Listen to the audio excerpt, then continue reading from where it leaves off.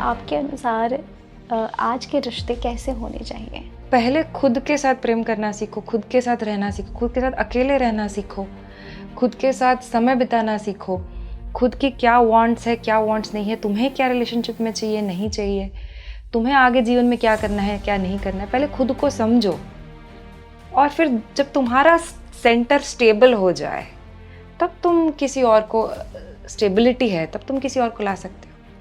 And that person should be a part of your life, not the centre of your life. किस प्रकार हम मोह और love के डिफरेंस को समझ सके एग्जैक्टली?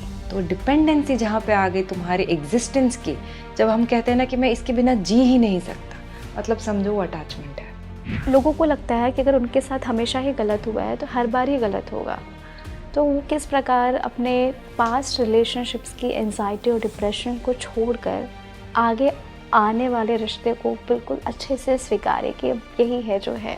अगर आप मोमेंट टू मोमेंट अवेयरनेस से रखो, जैसे किसी ने कुछ बोल दिया, मैं नए रिलेशनशिप में कुछ हो गया, तुरंत तो पहले वाला डर आ गया, तो दिखाई पड़ रहा है मुझे वो डर आ रहा है, पर ज़रूरी नहीं है मैं उसी तरह से रिएक्ट करूँ।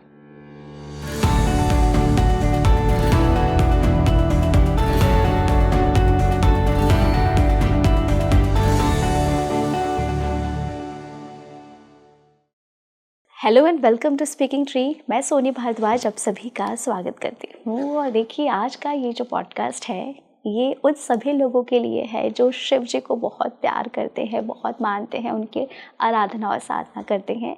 तो एक चीज़ तो कॉमन है कि हम सभी शिव जी से एक अच्छा जीवन साथी चाहते हैं, एक ऐसा पार्टनर चाहते हैं जो हमारी ज़िंदगी को कंप्लीट करे। आप सभी ने एक चीज़ सुना होगा कि जब भगवान की तीसरी आँख खुलती है शिव जी की, तो वो बहुत कुछ प्रलय या कहूँ कि कुछ बहुत कुछ लेकर आते हैं। पर आज के इस पॉडकास्ट में हमने ये समझा है कि जब उनकी तीसरी आँख खुलती है तो वो हमें दुनिया की हकीकत को दिखाते हैं, हमें वो दुनिया का वो आईना दिखाते हैं जो कहीं ना कहीं हम सामने होते हुए भी उसे नज़रअंदाज कर देते हैं। अगर आपकी ज़िंदगी में कोई आपका ऐसा साथी है जिससे आप बहुत चाहते हैं पर वो आपके साथ नहीं और आप उस सोच में अपनी ज़िंदगी को ख़राब कर रहे हैं ना, तो शायद भगवान शिव आपको ये बता रहे हैं कि तुम टूटे इसलिए हो क्योंकि तुम अब निखरने वाले हो, तुम खुद को पहचानने वाले हो। तो यदि आप अच्छा जीवन साथी चाहते हैं तो उसके कौन कौन से संकेत हैं जो बताते हैं कि आपके पास एक डिवाइन पार्टनर है। और फिर भी यदि आप ये समझना चाहते हैं कि आप अपने पिछले रिश्ते से अभी बाहर ही नहीं निकल पा रहे हैं, तो आप ऐसा क्या करें कि आप उन रिश्तों को समझें और अपनी एक नई ज़िंदगी की शुरुआत करें। हमने इस पॉडकास्ट से ये भी बात किया है कि आखिर ऐसे कौन कौन से संकेत हैं जो बताते हैं कि आपका पार्टनर शायद पिछले जन्म का हो सकता है। और एक मोस्ट इम्पॉर्टेंट चीज़ हमने इसमें ये भी जाना है कि यदि आप खुद को समझना चाहते हैं, यदि आप शिव जी के भक्त हैं, तो किस प्रकार आप जब टूटते हैं, बिखरते हैं, आपको दर्द, कष्ट और पीड़ा होता है और आप खुद से शिकायत करते हैं कि हमेशा मेरे साथ ही क्यों होता है, हर रिश्ते में धोखा मुझे ही क्यों मिलता है, तो शायद ये पॉडकास्ट आपकी ज़िंदगी में आज एक ऐसा मैसेज आपको देगा जो शायद आपने कभी महसूस नहीं किया होगा और आपकी ज़िंदगी और ज़्यादा निखर सकती है। तो आप इस पॉडकास्ट को एंड तक ज़रूर देखें। इन्हीं सब पे बात करने के लिए हमारे पास आज एक खास गेस्ट है, डिम्पल देसाई जी, जो कि सेल्फ इंक्वायरीज और स्टिलनेस गाइड हैं। उन्होंने अपनी रिसर्च के माध्यम से बताया है कि आखिर एक रिश्ता किस प्रकार हमें जीवन में बहुत कुछ सीख देता है। जो भी हमें यहाँ मिलते हैं वो यूं ही नहीं मिलते हैं। तो आप इस पॉडकास्ट को एंड तक ज़रूर देखें। पीछे मैं आपका स्वागत करती हूँ। बहुत बहुत धन्यवाद टू हैव मी हियर। तो एक रिश्ते में हम किस तरीके से समझें कि जो रिश्ता हमारे लिए बना ही नहीं है, हमें बहुत दर्द दे रहा है, हम किस प्रकार समझें कि वो हमारे लिए सही नहीं था? जी, जैसे आपने बताया शिव जी की थर्ड आई ओपन होती है, तो ऐसा नहीं कि कोई प्रकोप आ जाएगा, जैसे लोग सोचते हैं पता नहीं दुनिया ख़त्म हो जाएगी। हाँ, ऐसा नहीं है, बट दुनिया ख़त्म होती है, पर जो हमने माइंड में जो दुनिया बना के रखी है, जो हम कहानी हम खुद को बोलते हैं, जो स्टोरीज रन करते हैं, वो ख़त्म हो जाती है। जो रियलिटी है वो फिर एज इट इज़ दिखाई देती है। क्योंकि क्या होता है ना कि हम पूरी दुनिया को एक लेंस से देखते हैं। जैसे येलो कलर का चश्मा लगा दिए, जो दुनिया में जो कलर दिख रहा है वाइट, ग्रीन, या मुझे सब कुछ येलो शेड से दिख रहा है, तो शिव जी जो है वो येलो शेड को डिस्ट्रॉय कर देंगे। वैसा है दुनिया, वैसी फिर तुझे साफ दिखाई देगी, जो है हकीकत वैसी तुम्हें दिखाई देगी। तुम तुम्हारा नरेशन नहीं चलाओगे, तो जो इल्यूजन है वो ख़त्म कर देते हैं। तो रिलेशनशिप में क्या होता है, जैसे कोई नॉर्मल रिलेशनशिप भी अगर आप देख लो, तो हम मिलते हैं किसी से तो हमारी कुछ ना कुछ कहानी रहती है उसके बारे में, ओपिनियंस होते हैं, जजमेंट्स होते हैं कि नहीं ये तो ऐसा ही है, या तो ये ऐसी ही रहती है, इसका तो बात करने का तरीका ही ऐसा है, नहीं ये तो कुछ ना कुछ assumptions we have. And the moment we have all those things means you are, आप टच में नहीं हो रियलिटी के, वो इंसान के साथ ही टच में नहीं हो, क्योंकि जो सामने है वो तो living breathing constantly changing person है। आपके पास जो है वो मेमोरीज की वजह से है, पास्ट एक्सपीरियंसेस की वजह से है, फियर की वजह से है, अटैचमेंट की वजह से, आपकी खुद की इनसिक्योरिटी का, खुद का परसेप्शन, वो सब चीज़ों की वजह से वो सारी चीज़ें हैं। और अभी आप वो लेंस से सामने वाले इंसान को देख रहे हो, तो जो सामने वाला इंसान बोल रहा है, कर रहा है, हो रहा है तुम्हारे साथ, वो तुम उसको साफ साफ देख ही नहीं पा रहे हो, कॉन्स्टेंटली वो लेंस से देख रहे हो। तो जो शिव जी है, जब तू हटा देंगे, वो इंसान को नहीं खत्म करते, नहीं निकाल देते, तुम जिस तरीके से उनको देखते हो वो सब हटा देते हैं। तो जब तुम साफ देखने लग जाते हो तभी रिलेशनशिप आसान हो जाता है। वाओ। कि कहीं ना कहीं हम देखें ना कि जब हम किसी भी रिश्ते में जाते हैं तो हमें लगता है कई लोगों को कि हमें ये भी चाहिए, हमें ये भी चाहिए, हमें सब कुछ मिल जाए, पर वो हमें हकीकत दिखा रहे हैं कि अगर कोई चीज़ तुमसे छूट रही है तो कहीं ना कहीं खुद से मिलवा रहे हैं जी एक जी इंसान को। बिल्कुल। मैं आपसे जानना चाहती हूँ कि आजकल जेंजी बहुत ज़्यादा आगे हैं इन सब चीज़ों में, तो आपके अनुसार आज के रिश्ते कैसे होने चाहिए? आज के रिश्ते कैसे होने चाहिए? देखिए, एक आइडियल तरीका तो होता ही है, बट आई फील जेन ज़ी भी आजकल काफ़ी अवेयर हो गई इस बात को कि रादर देन सीकिंग आउटसाइड, कि हम जो खोजते हैं रिलेशनशिप में कि यार इसके साथ हम सोचते हैं ना कि ये रह लेंगे तो हमारी ज़िंदगी बहुत अच्छी हो जाएगी, यही चाहिए, हमारा एंड गोल हो जाता है relationship. And girls and boys they make the other person as the centre of their life, कि यही मेरे जीवन का सेंटर, हमारी ज़िंदगी उसके आसपास घूम रही। और जब तुमने किसी और को अपना सेंटर बना दिया, तो अगर वो तो रिलायबल है नहीं, वो हिल गया, लेफ्ट राइट चला गया, तो तुम्हारा तो पूरा जीवन उखड़ गया। तो मुझे लगता है कि रिलेशनशिप इस तरह से नहीं अप्रोच करनी चाहिए। तुम किसी के साथ हो, तुम्हारा सेंटर नहीं बनना चाहिए, तुम्हारा सेंटर तुम खुद होने चाहिए, whether you are a girl और अ बॉय। तो पहले खुद के साथ प्रेम करना सीखो, खुद के साथ रहना सीखो, खुद के साथ अकेले रहना सीखो, खुद के साथ समय बिताना सीखो, खुद की क्या वांट्स है, क्या वांट्स नहीं है, तुम्हें क्या रिलेशनशिप में चाहिए, नहीं चाहिए, तुम्हें आगे जीवन में क्या करना है, क्या नहीं करना है, पहले खुद को समझो। और फिर जब तुम्हारा सेंटर स्टेबल हो जाए, तब तुम किसी और को, स्टेबिलिटी है तब तुम किसी और को ला सकते हो। And that person should be a part of your life, not the centre of your life. तो जब हम इस तरीके से रिलेशनशिप को अप्रोच करें तो तुम्हारा सेंटर शेक नहीं होगा, बिकॉज हम जो देखते हैं इतना हार्ट ब्रेक्स वगैरह भी होते हैं because of making the other person at the centre of your life. And I want say that it comes naturally, वो हो ही रहा, हम कितनी भी इतनी आइडियालिस्टिक बात करें, वो होता ही है। अभी जो लोग जेनजी में भी है या जो भी है, हम रिलेशनशिप को अप्रोच करते हैं, हम ना चाहते हुए भी उनको सेंटर बना देते हैं। And it's not a bad thing, it teaches us a lot of thing. I would say I would still take it positively, because suffering जो होती है, जो हार्ट ब्रेक्स जो होते हैं, that is a beautiful way to go to your self again. Then you realise कि यार ये सब तो नकली है, तो तुम वापस खुद के पास आ जाते हो कि यार सच क्या है, फिर मैं ही अपने साथ रहने वाला, सामने वाला तो कभी भी कोई भी आएगा जाएगा, मैं हूँ, खाली मेरे साथ एंड तक कौन चलने वाला, मैं हूँ। तो रिलेशनशिप हमें सिखाती है, it's a mirror. So it's a beautiful path, I feel there's so much to learn. Even heartbreak हो या नहीं हो, there is still a lot to learn, I feel, from relationships. हमने शिव जी पे बात की और ऐसा कहते हैं कि यदि आप किसी भी भगवान को बहुत सच्चे मन से मानते हो तो भगवान आपके जीवन में एक डिवाइन पार्टनर ज़रूर देते हैं। अगर शिव जी ने किसी इंसान को उसका डिवाइन पार्टनर देने वाले हैं या फिर दे चुके हैं, तो एक डिवाइन पार्टनर में से क्या क्या खासियत होगी कि हम पहचानें कि she is perfect and she is perfect? तो देखो, मैं तो ऐसे नहीं मानती हूँ या होगी कि डिवाइन पार्टनर देंगे ही शिव जी, पर मैं इतना ज़रूर कहूँगी कि दिस वांट कि जो कहाँ से आती है, आई वुड क्वेश्चन दैट, कि why do you want a divine partner, कि हम क्यों कॉन्स्टेंटली ढूंढ रहे हैं कि हमें कोई ऐसा मिल जाए जो हमें पूरा कर दे। Why is this desire again and again coming? तो अगर हम शिव जी के सच में भक्त हैं ना, तो हम इस चीज़ के पीछे पड़ेंगे ही नहीं, ढूंढेंगे ही नहीं इस सवाल को। हम बस ये फोकस करेंगे कि मैं खुद पूरा कैसे हूँ, पूरी कैसे हूँ पहले, और अगर कोई आना होगा तो आएगा, और नहीं भी आएगा तो मैं तो कंप्लीट हुई। I don't want anybody to complete me, I am still happy, I am still complete. Shiv ji जब तुम पूरी उनके पाथ पे चलते हो, he makes you complete, he makes you whole, that you don't no longer need anyone outside to complete you.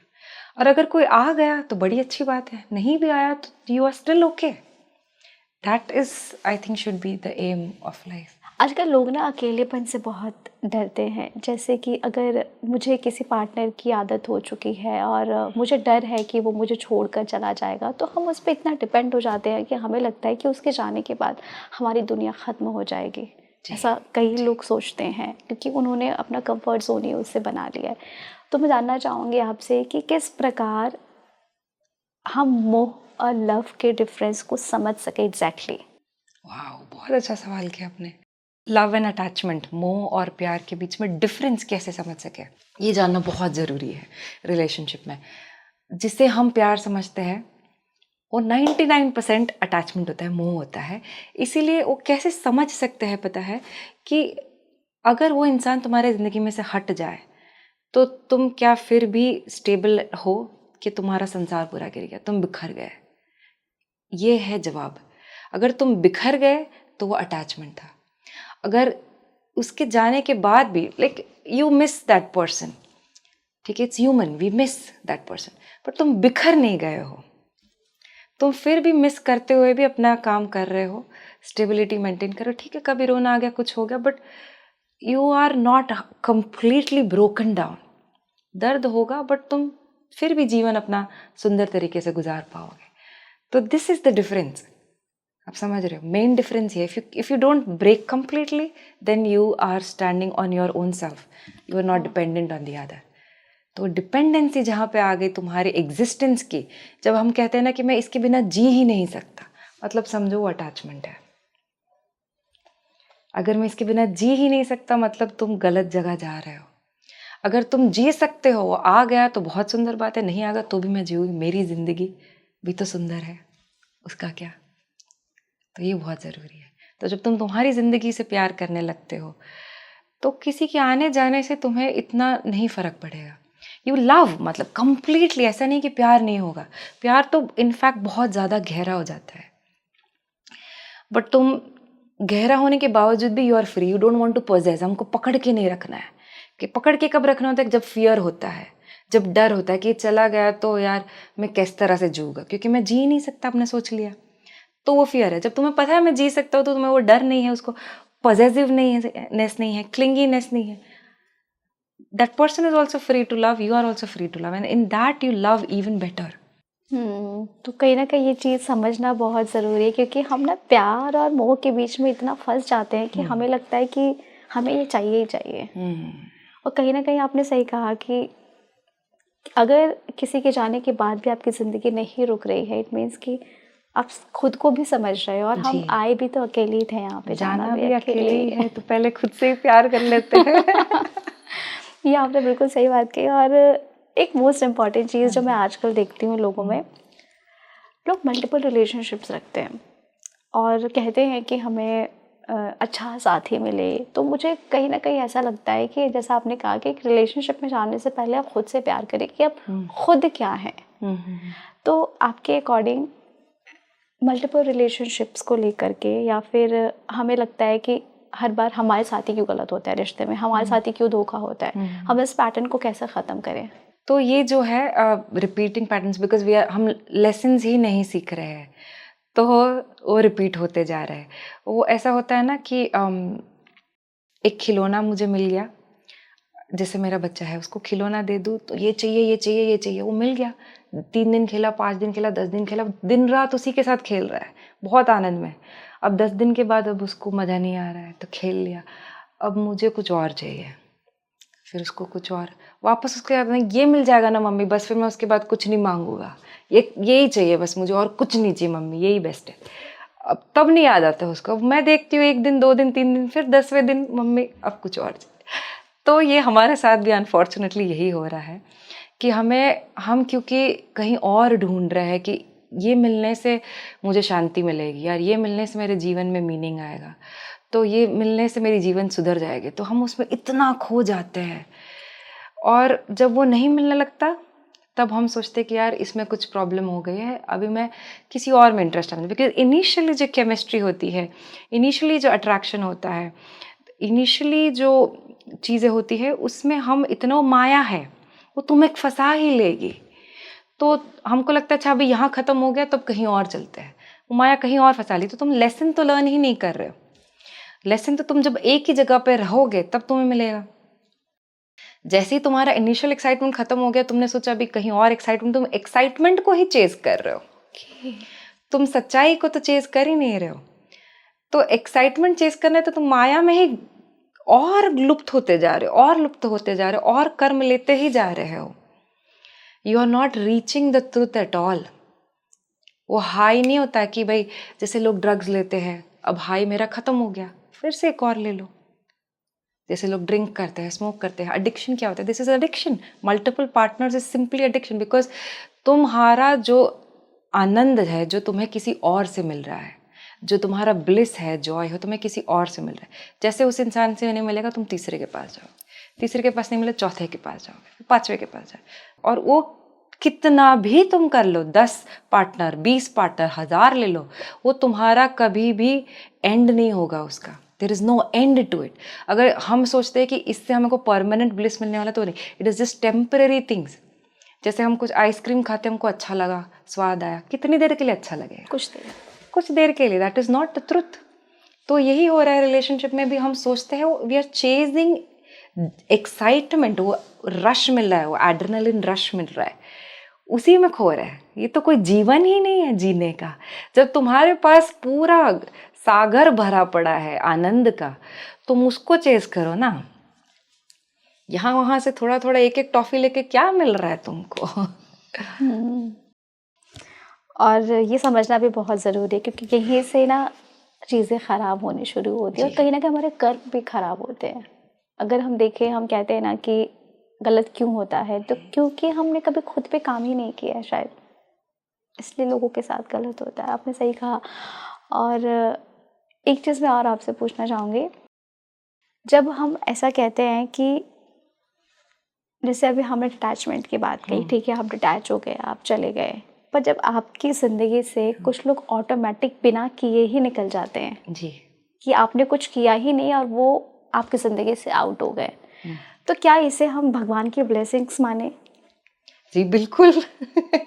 तो ऐसा नहीं होता है कि हमने कुछ किया नहीं, हमने डेफिनेटली कुछ किया होता है, बट उससे रिलेटेड नहीं किया होता है, उस डायरेक्शन में नहीं किया होता है। बट वो जो हम बोलते हैं ना, खुद पे काम करना, सेल्फ हीलिंग जो हम जिसे कहते हैं, कि walking towards a spiritual path, जैसे आप उस रास्ते में चलने लगते हो, मोक्ष के रास्ते पे चलने लगते हो, चीज़ें अपने आप जो तुम्हारी ज़िंदगी में फिट नहीं होगी ना, वो अपने आप गिरती जाएगी। तो डिवाइन ग्रेस बोल दो, गॉड्स ग्रेस बोल दो, बट तुमने काम ज़रूर किया है, पर खुद पे किया है वो काम बाहर दिख नहीं रहा है, वो खाली तुम्हें पता है और ऊपर वाले को पता है। It's a conversation between you and God. और जो भी चीज़ें गलत है तुम्हारे ज़िंदगी में, जो भी चीज़ें रिक्वायर्ड नहीं है, जो आगे तुम्हें नहीं लेके जाएगी, वो अपने आप छुटती जाएगी। बट एफर्ट तुमने किया है, बस वो दिख नहीं रहा है कि इस तरह से किया है, तुमने खुद पे काम किया है।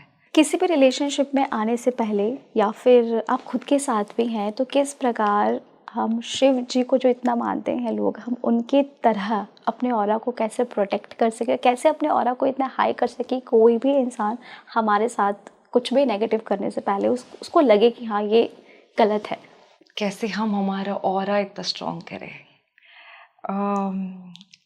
आई वुड से कि बहुत सारे प्रैक्टिसेस जो है, तुम्हारे जो डेली रिचुअल्स है, तुम्हारी एनर्जी को क्लीन रखने के लिए, you know what makes you in your own. हर एक इंसान की अपनी खुद की एनर्जी होती है, फ्रीक्वेंसी होती है। तो तुम जितना मैक्सिमम उसमें रहोगे, तो automatically people will not be able to reach you. But hmm, the more you connected to the source, तो ये कनेक्शन टू द सोर्स कैसे करना है, सवाल ये है। हाँ। तो जैसे कि छोटी छोटी चीज़ें, हर किसी को कनेक्ट टू द सोर्स अलग होता है। किसी को आर्ट करके they connect to the source, painting करके, किसी को लिख के they connect to the source, किसी को नेचर में वॉक करके they connect to the source, कोई प्राणायाम करके, कोई मेडिटेशन करके, सबका अलग तरीका है। There is no end to it. But are you connected to your source? And are you connected with the source 24/7? Because when we live outside, when we meet people, when we do things, वो हम बाहर जाते हैं तो connection धीरे धीरे कम हो जाता है। तो then you are exposed to the outside energies and then people can manipulate you। but तुम कनेक्टेड रहते हो सोर्स से तो तुम्हें कोई हाथ भी नहीं लगा सकता, तुम्हें फर्क नहीं पड़ेगा, बिकॉज तुम अपने ही एनर्जी में, अपने ही ब्लिस में इतने खोए हुए हैं कि कोई आए, कोई जाए, कोई कुछ बुरा बोले, कोई कुछ अच्छा बोले, यू नो योर सेल्फ। एक बार तुम वो सेल्फ जर्नी पे चले जाओ, जब तुम्हें तुम्हारा सेल्फ वर्थ पता चल जाए। It's always a journey from the self to the self. ये जो चीज़ें हम कहते हैं, self worth, self confidence, self value, हमें अपनी कदर ही नहीं है। हम कौन है हमें वही नहीं पता है। तो किसी ने कुछ बुरा बोल दिया, एक सेंटेंस क्रिटिसाइज कर दिया, तुम्हारी तो पूरी दुनिया हिल गई। कुछ गलत बोल दिया, यार तुमको इतना भी नहीं आता, खत्म, रो रहे 2 दिन तक, क्योंकि तुमने खुद को ही नहीं जाना। वो कोई इंसान तुम्हें बोल रहा है, वो खुद को नहीं जान रहा है। किसी भी ऐरे गहरे के बोलने से तुम अगर इतने अफेक्ट हो रहे हो, मतलब तुमने खुद को नहीं जाना, मतलब तुमने तुम्हारा सेल्फ वर्थ उसके हाथों में दे दिया। हाँ। वो जो बोलेगा वो मैं हूँ, उसने सही बोला तो मैं बहुत सही हूँ, उसने गलत बोला तो मैं गलत हूँ। तुमने तुम्हारा किसी और को चाबी दे रखी है, तो किसी को देने की क्या जरूरत है? खुद देखो ना तुम कौन हो, खुद जांच करो हमारी वैल्यू क्या, हमारी वर्थ क्या, मैं कौन हूँ, इसको समझो। फिर जब तुमने समझ लिया मैं कौन हूँ, क्या फ़र्क पड़ता है कौन क्या बोल रहा है? नहीं फ़र्क पड़ेगा।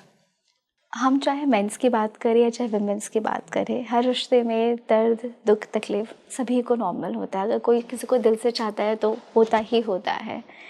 लेकिन आजकल मैंने देखा है बहुत सारे लोगों को कि वो अपने करियर और रिलेशनशिप्स को, हम कहते हैं ना कि हमें अलग रखना चाहिए, पर वो ऑटोमेटिकली इतना कंबाइंड हो जाता है कि अगर हमारे रिलेशनशिप पे इफ़ेक्ट पड़ रहा है तो हमारे करियर पर भी इफ़ेक्ट पड़ना ही पड़ना है।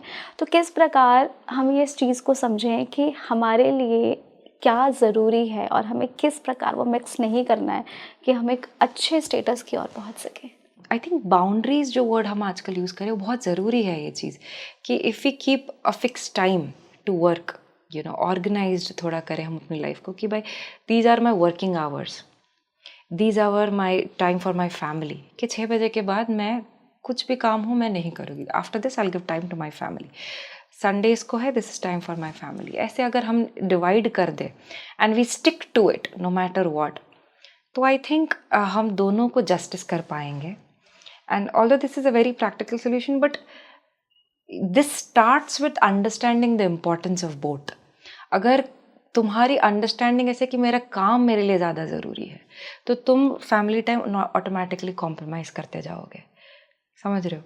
अगर टाइम रखा भी है 6 बजे बंद करना है तो भी नहीं बंद कर पाओगे, क्योंकि तुम्हारा इम्पोर्टेंस, प्रायोरिटी फैमिली नहीं है, वो हो गई है। तो दिस स्टार्ट्स, ऑल्दो ये रूल सेट करना आसान है, बट ये फॉलो करना क्यों डिफ़िकल्ट हो जाता है? बिकॉज हमने मेंटली उस चीज़ को इक्वल वेटेज नहीं दिया है। तो जैसे हम मी टाइम को भी उतना ही इम्पोर्टेंस देना चाहिए, करियर को इतना इम्पोर्टेंस देना चाहिए, इसको तो उस तरीके से तुम तुम्हारे काम को अंडरस्टैंडिंग वाइज अगर प्रायोरिटाइज करो, फिर stick to it structured wise, तो तुम सभी को मिक्स कर नहीं पाओगे। फिर अब मैंने जैसे स्टार्टिंग में आपसे डिवाइन पार्टनर की बात कही, तो ऐसे कहते हैं कि सोलमेट और ट्विन फ्लेम की भी थोड़ी सी बात कर लेते हैं, रिलेशनशिप्स की बात हो रही है। तो अगर भगवान ने कहते हैं कि जिससे आपकी शादी होनी है या फिर जो आपके लिए लिखा होता है नियति ने वो होकर रहती है, उसे आप बदल नहीं सकते, तो क्या वाकई ऐसा होता है कि भगवान ने किसी इंसान के लिए कुछ चूज़ करके ही हमें यहाँ भेजा और वो हमें मिल जाते हैं यहाँ पे? जी ये थोड़ा ट्रिकी क्वेश्चन है but it is also very interesting question, you know, because कहता है कि डेस्टिनी लिखी हुई है and whom every person, not just the partner, हर एक इंसान जो हम मिलते हैं, बात करते हैं, हमारा भी यहाँ बात करना सब लिखा हुआ है पहले से। Not even a leaf can move without his grace, everything is written, there is no doubt about it. But again coming to कि ये जो हम टर्म्स यूज़ करते हैं, ट्विन फ्लेम्स है, कार्मिक कनेक्शंस है, सोल कॉन्ट्रैक्ट्स है, these are very newly coined terms.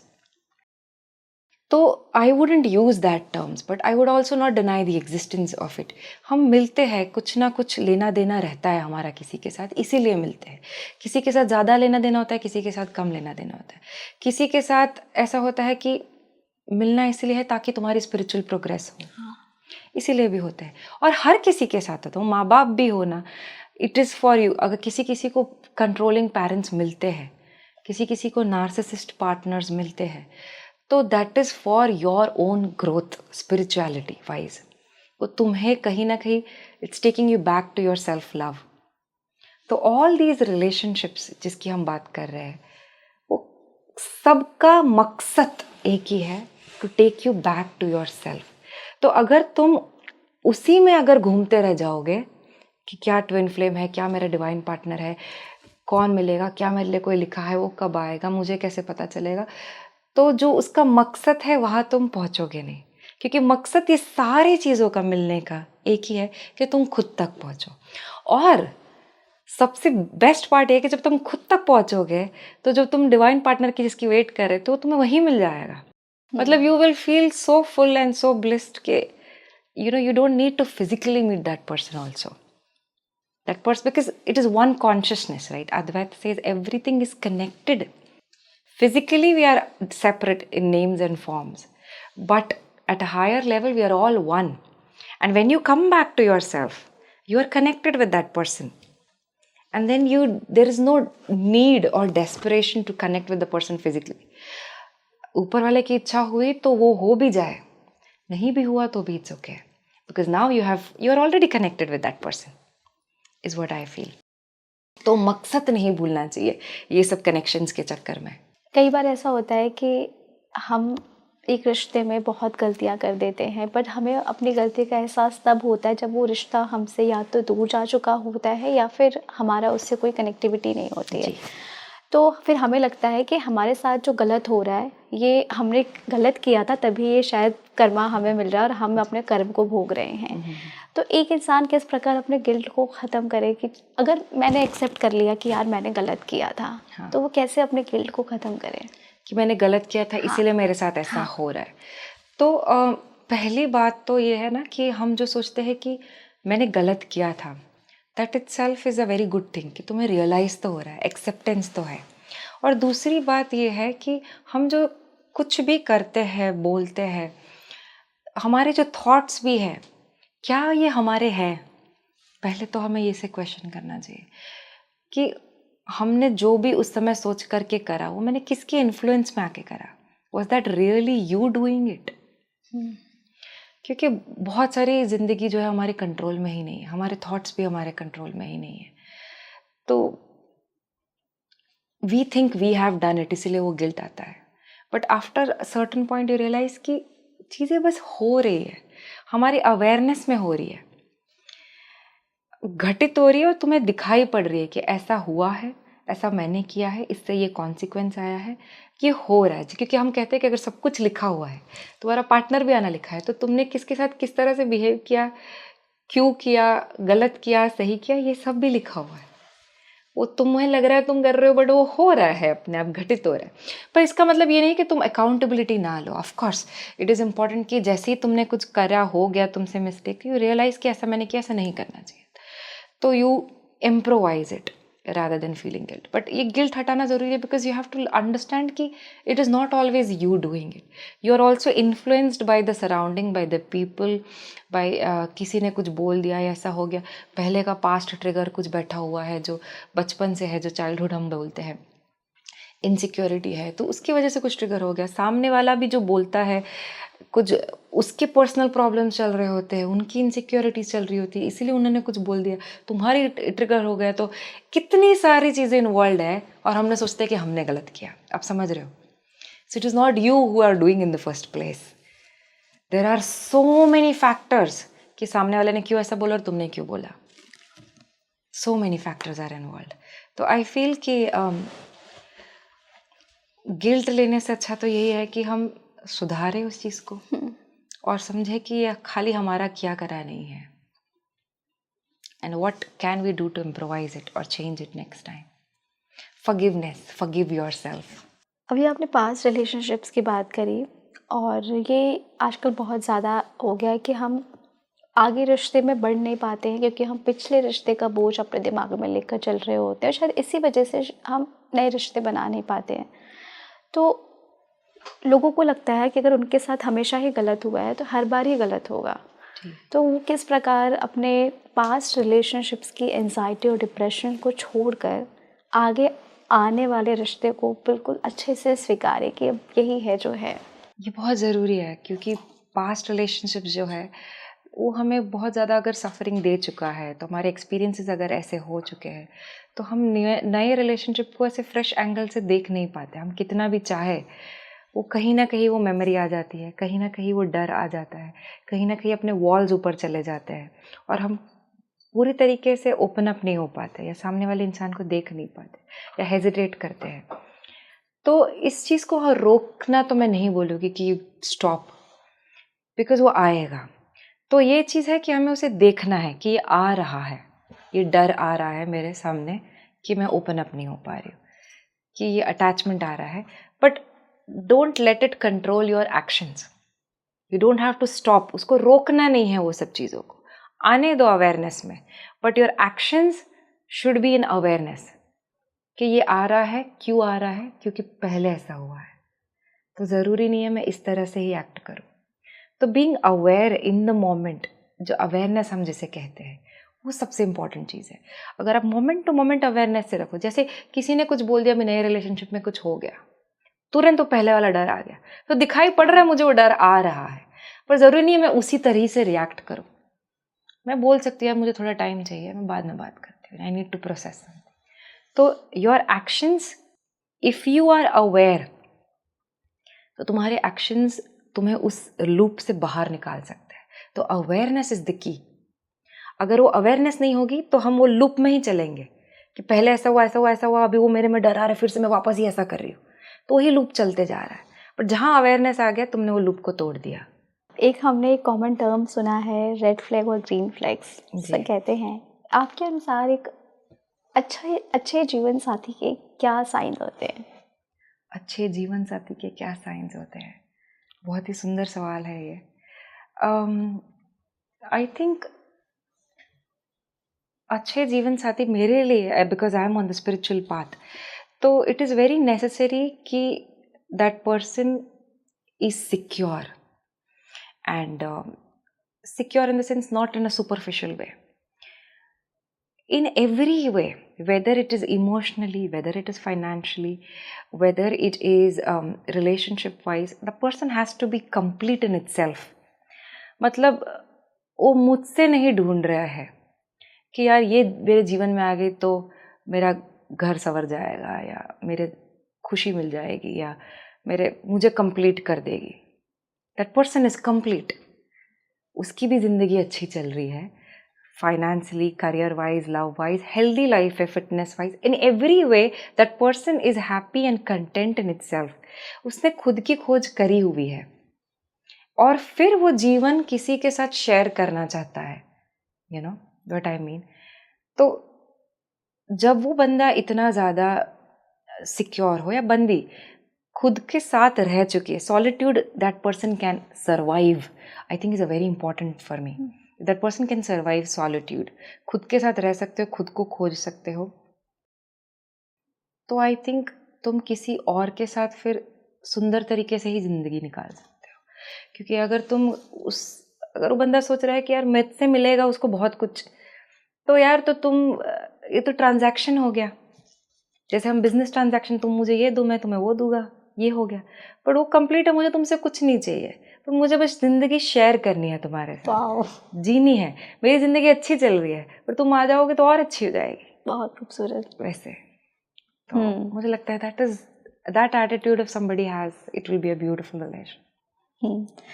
आप इस चीज़ पे बिलीव करती हैं कि कुछ रिश्ते हम अपने पास्ट लाइफ से लेकर आते हैं और हम यहाँ मिलते हैं, तो जो रिश्ते बहुत स्ट्रांग होते हैं वो ऑटोमेटिकली हमें अट्रैक्ट करते हैं। तो अगर कोई पार्टनर हमें अट्रैक्ट कर रहा है जिससे हमारा कोई कनेक्शन ही नहीं है, बट हमें लगता है कि शायद बहुत दफ़ा हम इससे मिल चुके हैं, तो क्या वो पास्ट लाइफ कनेक्शन होता है? हो सकता है ना, मतलब जैसे मैंने कहा कि कर्मास जो है हमारे कनेक्टेड है, एंड इन दी एंड हम सब एक ही है। तो कहीं ना कहीं हमने पिछले जन्म में कहीं किसी से मिला होगा, कुछ लेना देना बाकी रह गया होगा, तो मिल रहा है, तो वही लेना देना चल रहा है। तो किसी के साथ ज़्यादा रह गया, किसी के साथ कम रह गया, तो थोड़ा बहुत रह गया तो हम अब ऐसे मिल लिए। अगर किसी के साथ बहुत बड़ा डेट बाकी है कि तुमने किसी के लिए बहुत कुछ किया था और उसका देना बाकी है, तो वापस आएगा कि नहीं मुझे देना है, तो भी ज़िंदगी में तो कोई तुम्हारे पेरेंट्स के रोल में आ जाएगा जो तुम्हें बहुत प्यार देगा। और अगर किसी को ऐसा है कि तुमने देना बाकी रह गया, तो वो बेसिकली वो बैलेंस आउट करने के लिए आ रहे हैं। बट अगेन मैं यही बोलूँगी कि rather than getting entangled in all this कि मेरे पास कोई क्यों आ रहा है, क्योंकि मैं ये इसलिए बार बार ये इस पे आ रही हूँ क्योंकि मैं देख रही हूँ आजकल ये बहुत ज़्यादा हो रहा है, and we are losing the end goal. जो एंड गोल है मुक्ति का, मोक्ष का, कि अगर कोई तुम्हारे जीवन में आ रहा है तो पहले तो तुम्हारा कर्म खत्म करो उसके साथ, और दूसरा जो है वो तुम्हें क्या सिखाने आ रहा है, because the ultimate journey is inwards.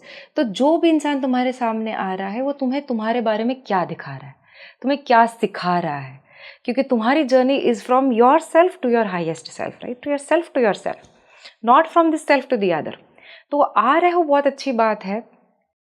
हर इंसान तुम्हारे जीवन में एक अलग एस्पेक्ट लेके आएगा। You are different with every person, what is a person bringing out in you. और अगर वो ट्रिगर भी कर रहा है तो क्यों ट्रिगर कर रहा है, ऐसा मुझ में ऐसा क्या है जो ट्रिगर हो रहा है, या मुझ में ऐसी क्या बात है जिससे इतना अच्छा लग रहा है। तो हमेशा खुद में जाने की कोशिश करो, rather than getting entangled कि यार ये मेरे जीवन में क्यों लिखा है, इसमें तुम उलझते ही जाओगे। there is no end to it and there is no way of knowing it कि मेरे पास्ट लाइफ में कौन था, क्यों था, अब क्यों आया है, किस लिए आया है, क्या ये मेरा फॉरएवर है, या ये सब चीज़ें का कोई जानने का कोई रास्ता नहीं है। तुम कितने ही लोगों को पूछ लो, and there is no 100% guarantee की ये, मतलब बस एक बोलते हैं ना कि टाइम वेस्ट हो रहा है तुम्हारा इसमें, जान घुस घुस के कर रहे हो, तुम अंदर घुसते जा रहे हो, कहाँ जाओगे, कहीं नहीं जाओगे। जो तुम्हें एक्चुअली आगे लेके जाएगा है वो तुम्हारे जो भी रिलेशनशिप तुम्हारे सामने आ रहे हैं, take it as a mirror, take it as a teacher कि ये मुझे क्या सिखाने आया है। जब तुम उसको इस एंगल से देखोगे तब तुम्हारा स्पिरिचुअल प्रोग्रेस बढ़ेगी, नहीं कि ये ढूंढने से कि ये क्यों आया है, इसका क्या कनेक्शन होगा, कि क्या लिखा है मेरे जीवन में, पिछले जन्म में क्या होगा, उस जन्म में क्या हुआ रहेगा। ये सब फिजूल की बातें हैं, तुम्हारा खाली टाइम वेस्ट होना, उससे तुम्हारा कुछ उद्धार नहीं होने वाला है। उद्धार तुम्हारा तभी जब होगा जब वो तुम्हारे सामने आया है अभी अभी, मुझ में वो क्या ट्रिगर कर रहा है, मुझ में वो क्या सिखा रहा है, मेरे बारे में अगर वो कुछ अच्छा दिखा रहा है तो वो मैं खुद नहीं देख पा रही थी पहले, जो अब मुझे वो दिख रहा है इसके आने की वजह से। तो what it is teaching you, that is where your entire focus should be, कि अगर कोई आया है तो मुझे क्या सिखाने आया है, मैं क्या उससे सीख के जा सकती हूँ, ना ही कि बाकी सब चीज़ों में तुम टाइम वेस्ट करो, because that has become an endless game with no answers, no guaranteed answers, it's not taking you anywhere, it's a wastage of time. तुम्हारा प्रोग्रेस तो उसी से होगा, लेसन सीखो और आगे बढ़ो। एक लास्ट क्वेश्चन मेरा आपसे ये है कि जैसा हमने पॉडकास्ट स्टार्ट ही ऐसा किया था कि जब शिव जी की तीसरी आँख खुलती है तो हमें दुनिया की हकीकत दिखाती है, तो कहीं ना कहीं हम ऐसा मान सकते हैं क्या कि जो भी रिश्ते हमें यहाँ मिलते हैं, या फिर जो भी रिश्ते हमें फेक पीपल्स मिलते हैं, या फिर जो घटनाएं हमारी ज़िंदगी में होती हैं, वो भगवान हमें एक हकीकत दिखा रहे हैं और हमें खुद से मिलवा रहे हैं? जी जी बिल्कुल, यही तो क्रक्स है कि जो भी कुछ हो रहा है, सारी घटनाएं जो है वो हमको हमारी तरफ ले जाने के लिए ही है, क्योंकि हम समझ जाते कि वो कितना टेम्परेरी है वो सब चीज़ें। हमने कितनी कहानियाँ बना दी थी, कितने एक्सपेक्टेशंस रख दिए थे चीज़ों पे, वो करियर भी हो या वेल्थ हो या घर हो या लोग हो या परिवार हो या पार्टनर हो, हमने इतने सारे एक्सपेक्टेशंस से चल रहे थे, और जब वो टूटते हैं एक्सपेक्टेशन तब हमें समझ में आता है कि यार मैंने मेरा बाहर क्यों रख दिया मेरी खुशी, अगर कुछ करियर भी अगर तुम्हारा वर्कआउट नहीं, हम सोचते कि यार ये इतना मेरा प्रमोशन हो गया ना तो मैं बहुत खुश रहूँगी, और तब हम हमारी खुशी पोस्टपोन करते रहते हैं। और जब वो टूट जाता है, हम इतनी मेहनत करते इतने महीनों तक, और वो जब टूट जाता है, उससे नहीं मिलती खुशी, तब हम सोचते हैं यार मैं तो पहले भी खुश रह सकती थी, उसकी क्या ज़रूरत थी। तो ये जितने भी हमारे रिलेशनशिप्स में भी जो प्रॉब्लम होते हैं, हम सोचते हैं कि यार ये इंसान के आने से मैं खुश हो जाऊँगा। जब तक वो नहीं आता तब तक हम होल्ड पे रखते हैं अपनी खुशी। हम पूरी ज़िंदगी अपनी जीते नहीं है फुल्ली, कि वो आएगा तब मैं फुल्ली जीऊँगी। जियो ना, कौन रोक रहा है। तो जब वो टूटता है तब हम फिर वापस, नहीं यार मैं अभी अपना जीवन अभी जी लेती हूँ, ये तो पता नहीं कब मिलेगा कब नहीं मिलेगा, मैं तो जी लूँ, ऐसा है। देखिए, कहीं ना कहीं इस पॉडकास्ट से एक चीज़ तो मैंने भी समझी है कि जब आप टूटते हैं तभी आप निखरते हैं, और कहीं ना कहीं देखिए तो जो भी ज़िंदगी में हमारे आते हैं वो हमें कुछ सिखाने के लिए ही आते हैं। और यदि आप सच में शिव जी से प्रेम करते हैं, शिव जी के भक्त हैं, तो वो कहीं ना जो भी घटनाएं आपके साथ होती हैं वो आपको एक आईना दिखाते हैं कि आप इन आईनों को देखो और ख़ुद को समझो, खुद से प्यार करो, कि जब आप खुद को समझते हैं तो सब चीज़ें ऑटोमेटिक आपके सामने आ जाती हैं और आपको मिल जाती हैं। फिर भी कुछ आपके सवाल हैं जो आप डिम्पल जी से पूछना चाहते हैं तो हमें कमेंट बॉक्स में कमेंट करें। हम नेक्स्ट पॉडकास्ट में आपके सभी सवालों को लेकर ज़रूर आएंगे। तब तक के लिए मैं आप सभी का धन्यवाद करती हूँ। बहुत बहुत धन्यवाद।